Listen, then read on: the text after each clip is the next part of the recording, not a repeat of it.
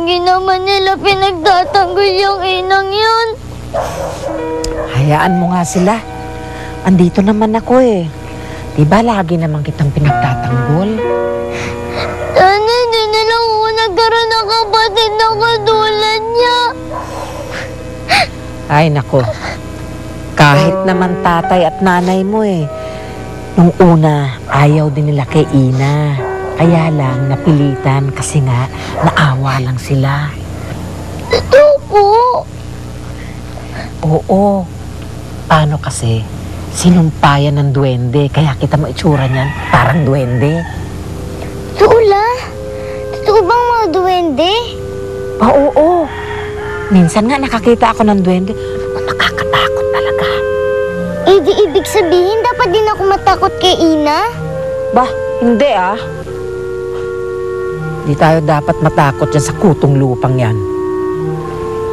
Tsaka malayo na tayo sa mga duwende. Hindi na nila tayo pwedeng gambalain.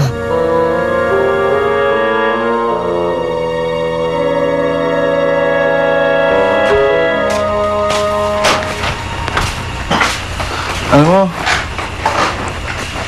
napapansin ko lang itong si Lucille, mainit ang dugo kay Ina.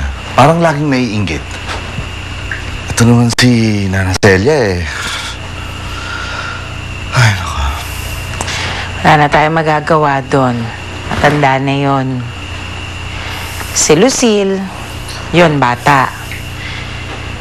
Hindi rin naman ganun kadaling tanggapin na may kapatid kang hindi normal. Hindi mo makalaro. Ang importante, hindi natin dapat bigyan si Lucille ng rason para mainggit.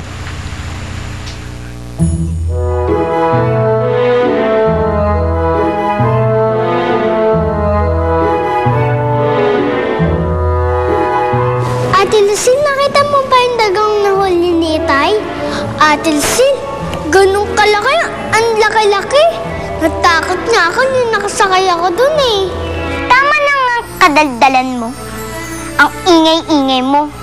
Wala naman nakikinig sa'yo. At wala namang interesado sa sinasabi mo, no? Ate Lucille, galit ka ba sa akin? Oo, galit ako sa'yo.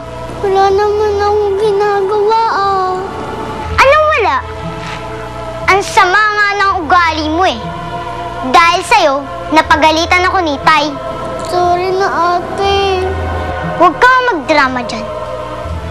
Diyan ka magaling eh. Sa pagpapakyut. Hindi ka naman cute. Mukha kang ang duwende, no? Kasi, sinumpa ka ng mga duwende. Kaya ka mukhang ganyan. Kasi, malas ka sa kasumpa!